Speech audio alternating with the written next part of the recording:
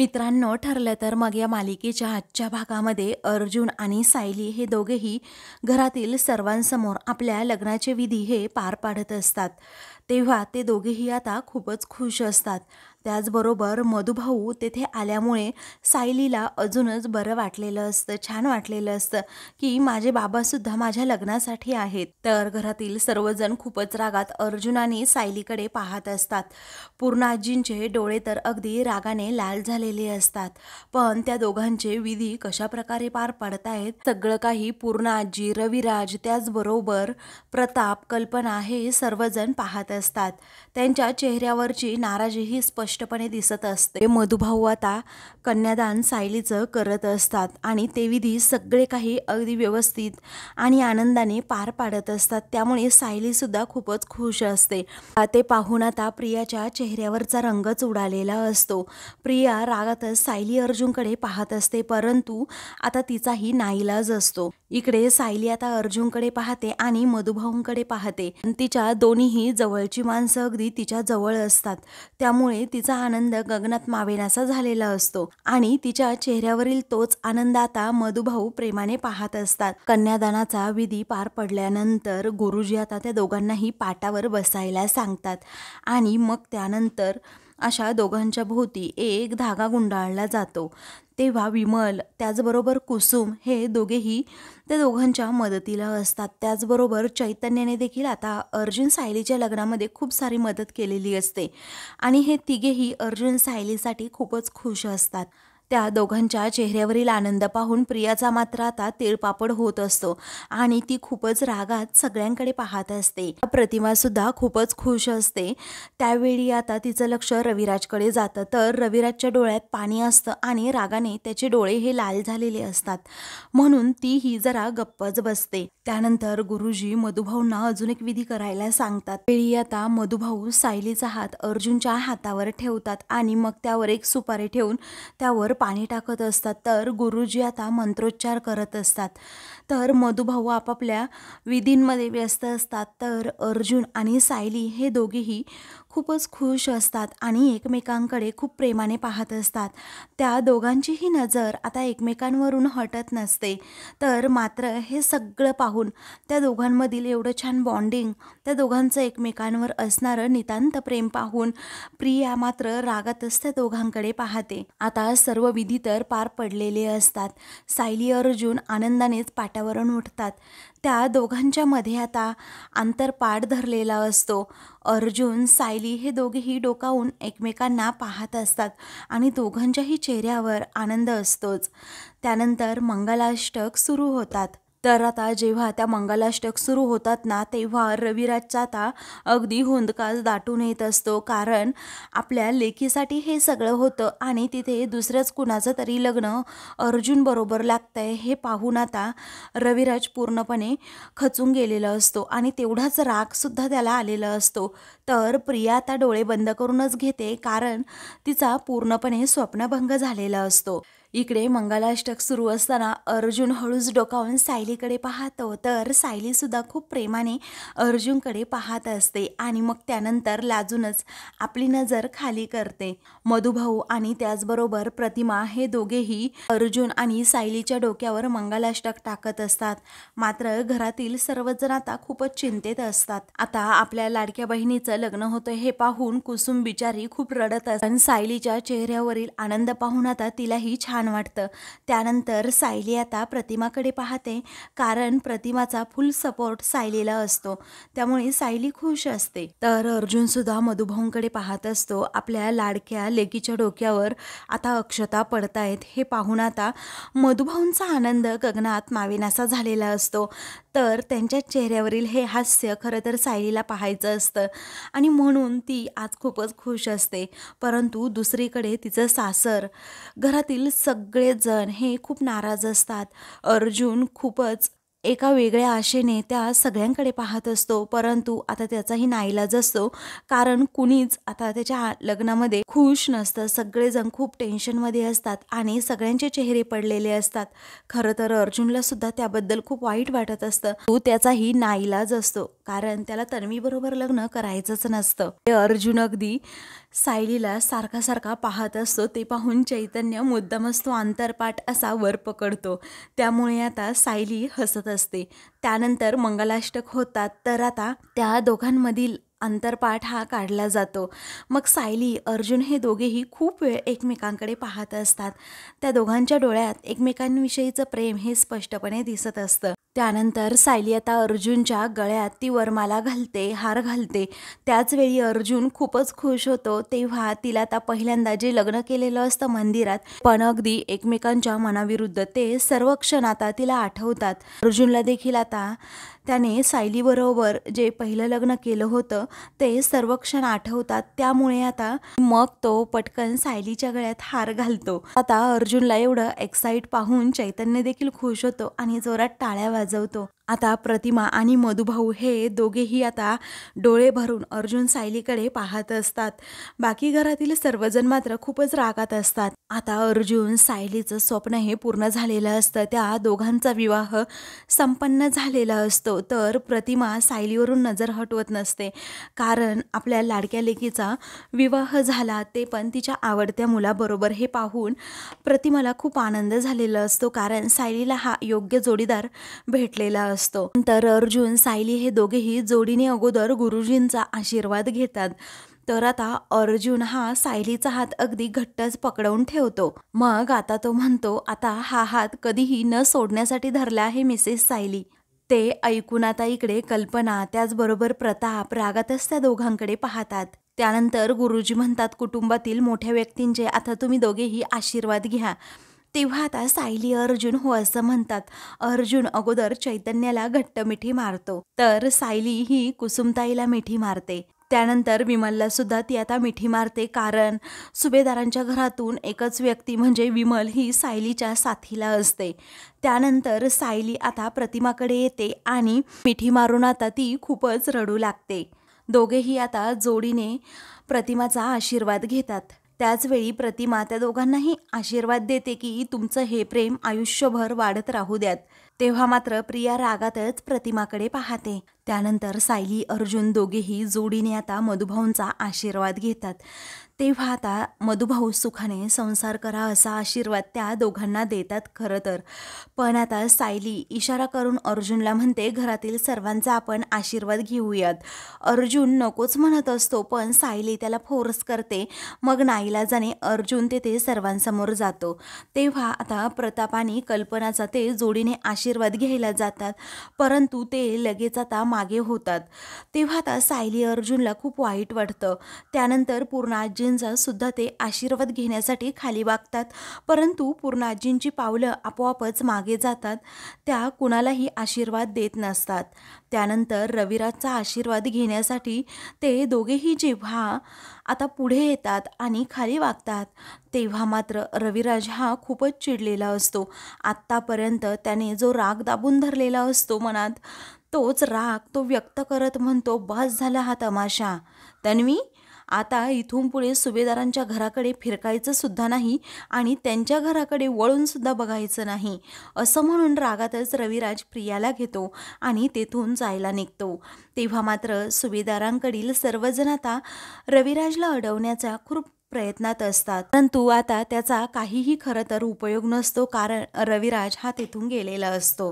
तेव्हा मात्र घरातील सर्वांना आता खूपच वाईट वाटतं. त्यानंतर प्रतिमा सुद्धा जायला निघते आणि मागे वळून पुन्हा अर्जुन सायलीकडे त्या दोघांच्या डोक्यावरून हात फिरवत आता ती तेथून जाते. त्यानंतर आता वातावरण हलकं फुलकं करण्यासाठी चैतन्य पुढे येतो.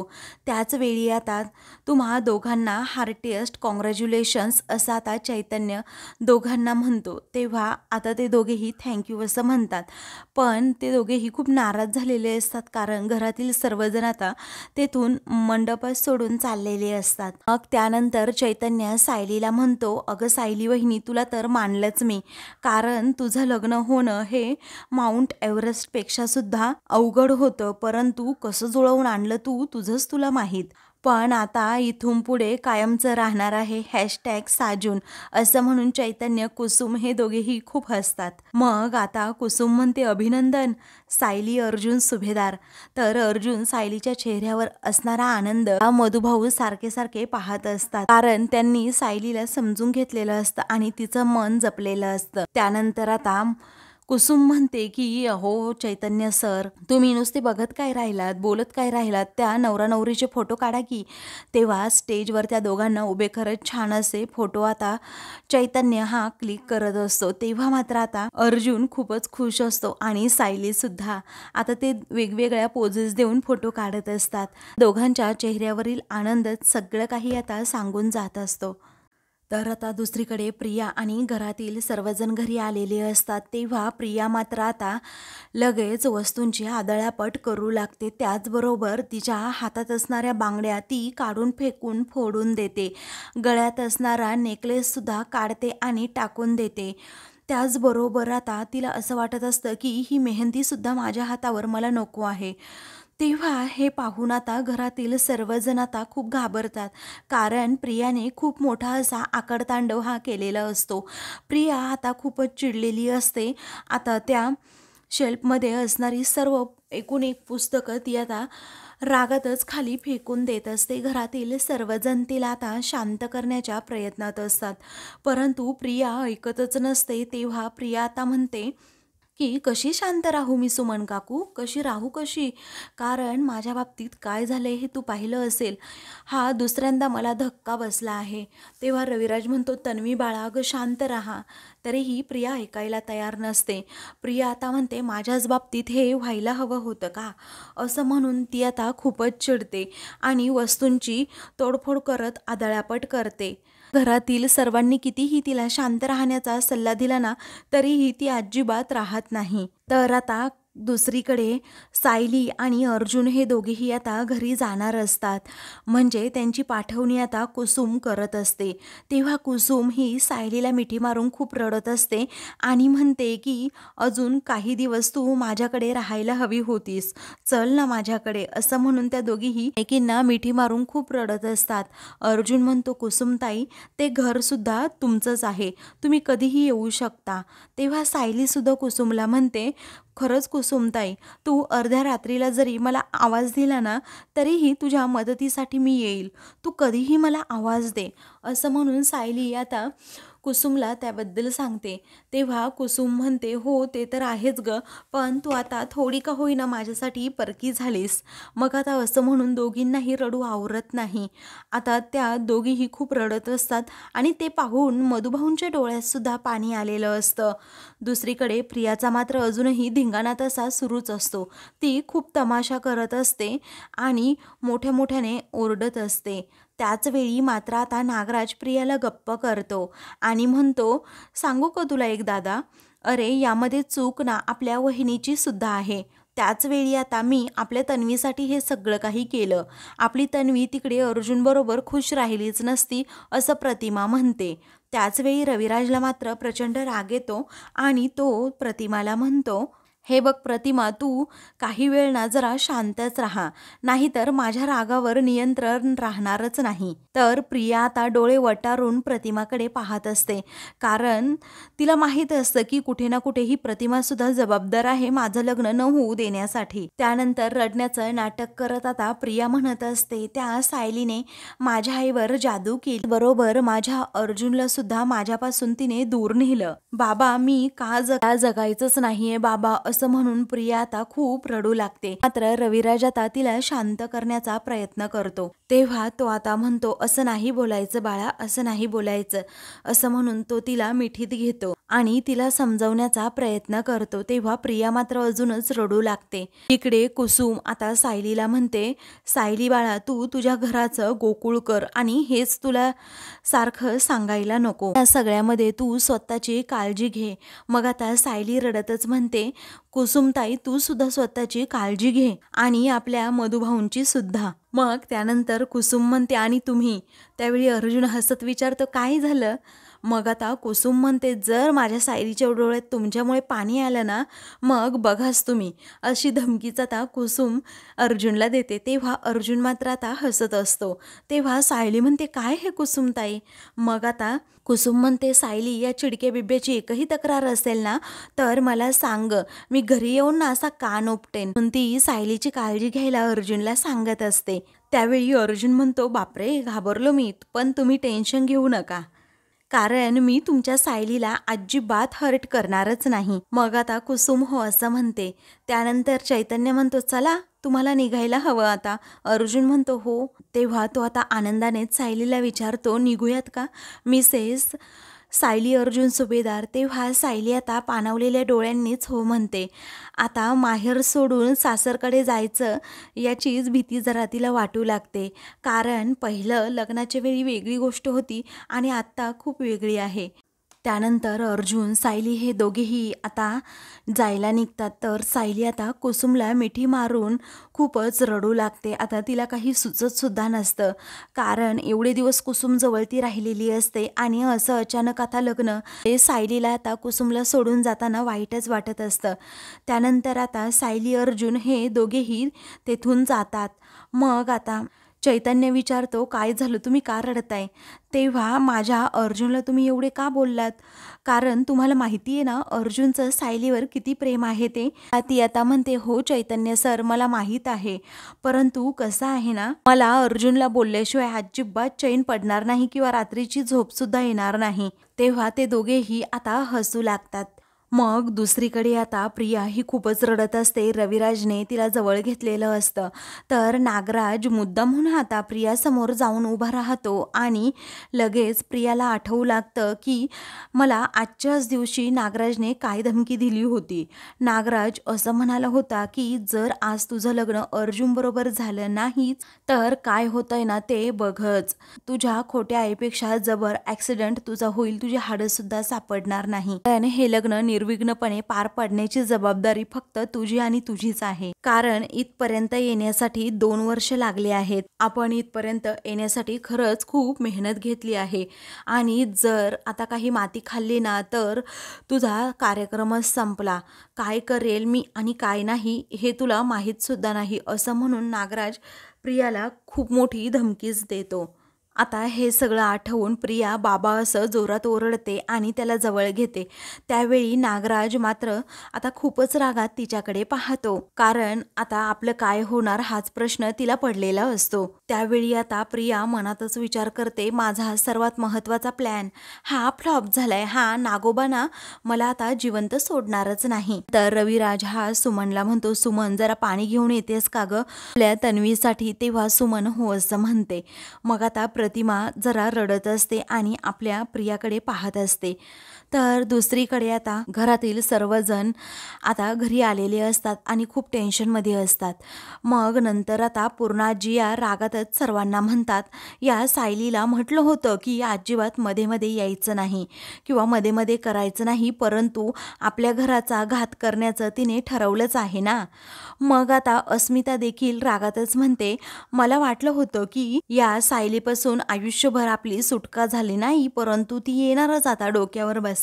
त्यानंतर कल्पना म्हणते, दोष हा अर्जुनचा सुद्धा आहेच ना, कारण त्याला सायली समोर तर कुणीच दिसत नाही. त्यानंतर प्रताप रागातच म्हणतो, मला आश्चर्य एकाच गोष्टीचं वाटतंय, अर्जुनने आपल्या घराच्या अब्रूचा सुद्धा विचार केला नाही. एवढे पाहुणे होते तिथे, सर्वांसमोर आपली मान कशी खाली गेली. त्यानंतर आता अश्विन म्हणतो, ते जाऊ दे डॅड, अहो तन्वीची तिकडे काय अवस्था झाली असेल तुम्हाला कसं माहीत, कारण अहो तिचं लग्न लागता लागता थांबलं आहे.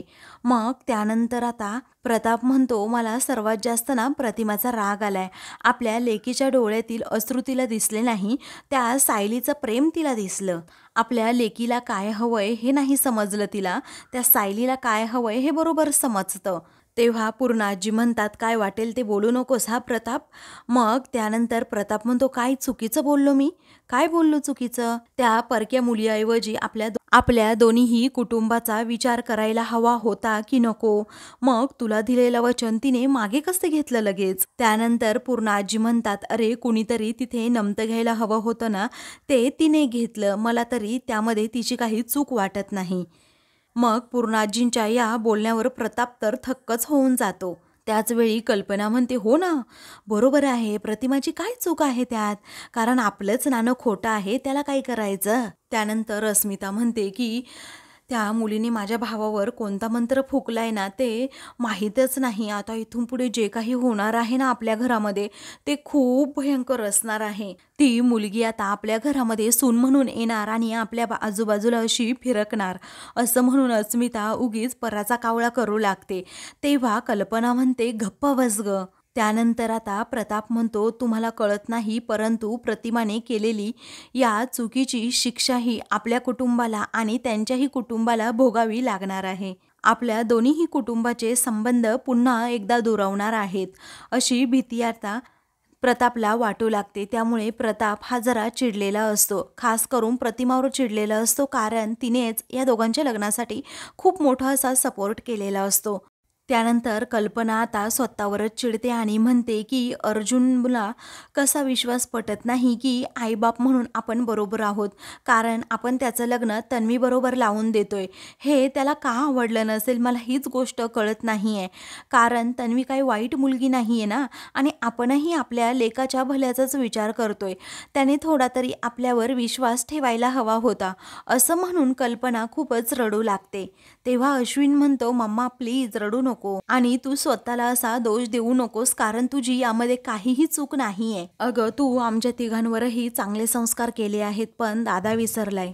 अगं तो हे विसरलाय की तन्वी त्याच्या लहानपणीची मैत्रीण आहे म्हणून. आता तो हरवला असेल त्याच्या बायकोमध्ये, त्या बिचाऱ्या तन्वीचा विचार सुद्धा साधा त्याच्या डोक्यात नसेल, असं म्हणून आता अश्विन खूपच चिडतो. तर दुसरीकडे आता प्रिया म्हणते, बाबा एवढं तरी काय मागितलं होतं हो मी, फक्त माझं प्रेम मागितलं होतं आणि अर्जुन सोबतचा अगदी सुखी संसार. अहो तेवढंही मला मिळालं नाही, असं म्हणून प्रिया खूपच रडते. ती रडतच म्हणत असते, मला जगावंसं सुद्धा वाटत नाहीये, काय करू बाबा मी आता. मग त्यानंतर प्रतिमा म्हणते, बाळा तन्वी असं बोलू नकोस ना ग, असं म्हणून ती काळजी व्यक्त करते. तेव्हा रागातच आता रविराज म्हणतो, ही काळजी लग्नमंडपात नाही वाटली का? अगं तिथे तर तुला तन्वीचा विचार सुद्धा साधा करावासा वाटला नाही. त्याचवेळी आता मी तन्वीचाच विचार करत होते, तिच्या सुखासाठी हा निर्णय योग्यच होता, असं प्रतिमा सांगते. मग त्यावरती आता रविराज म्हणतो, आपली मुलगी इथे ढसाढसा रडतीये आणि तरीही तू असं बोलतीयस. त्याचवेळी आता रविराज हा रागातच प्रतिमाकडे पाहत असतो. मग आता प्रतिमा म्हणते, तुम्हाला कळतंय का, ही 1-2 दिवस रडेल किंवा आठवडाभर रडेल, परंतु त्यानंतर ती शांत होईल आणि दुसरा मार्ग निवडेल. परंतु जर अर्जुन बरोबर लग्न झालं असतं तर अख्ख्या आयुष्यभर माझ्या लेकीला रडावं लागलं असतं आणि तिच्यासाठी हेच योग्य आहे. तेव्हा सुमन सुद्धा म्हणते, हो भाऊजी बरोबर आहे, जे झालं ना त्याचा दोष वहिनींना देऊन उपयोगच नाही, कारण आता आपण तन्वीला कसं सावरायचं ना हे बघायला हवं. तेव्हा प्रतिमा म्हणते, सावरेल ही, नक्कीच सावरेल. आपण सावरू तन्वीचं आयुष्य आणि त्याचबरोबर पूर्णाईंना सुद्धा हेच वाटतं. आता रागातच रविराज हा म्हणतो की त्या बाईचं नाव सुद्धा या घरात काढू नकोस प्रतिमा. हे ऐकून आता प्रतिमा त्याचबरोबर प्रिया आणि इकडे सुमनला सुद्धा मोठा धक्काच बसतो. त्यानंतर रविराज मोठा निर्णय घेत म्हणतो, सर्व सुभेदार माझ्यासाठी मेले आणि मी सुद्धा त्यांच्यासाठी मेलो. त्यानंतर आता तो म्हणतो, अन्नपूर्णा सुभेदारांच्या नावाने मी आंघोळ केली असं समजा. तेव्हा आता प्रतिमाला मोठा धक्काच बसतो. इकडे अर्जुन आणि सायली हे दोघेही आता घरी चाललेले असतात. अर्जुन गाडी ड्राईव्ह करत असतो, तर आता अर्जुन सायली एकमेकांचा हात अगदी घट्ट पकडून ठेवतात. मग आता दोघेही खूप वेळ प्रेमाने एकमेकांकडे पाहत असतात. त्यानंतर आता सायलीला अर्जुन बरोबर काहीतरी बोलायचं असतं, म्हणून ती म्हणते, अर्जुन सर. तेव्हा अर्जुन मुद्दामच तिच्याकडे न पाहण्याचं नाटक करतो आणि तो स्वतः पुढे पाहत असतो. सायली म्हणते, अर्जुन सर, तरीही अर्जुन आता पाहत नाही. मग आता तुम्ही माझ्यावर चिडलात का, रुसलात का, असं सायली विचारते. तेव्हा तो म्हणतो, नाही, पण इथे अर्जुन सर असं कुणीही नाहीये, त्या नावाची व्यक्तीच नाहीये. मग आता सायली म्हणते, असं आहे का, बरं ठीक आहे.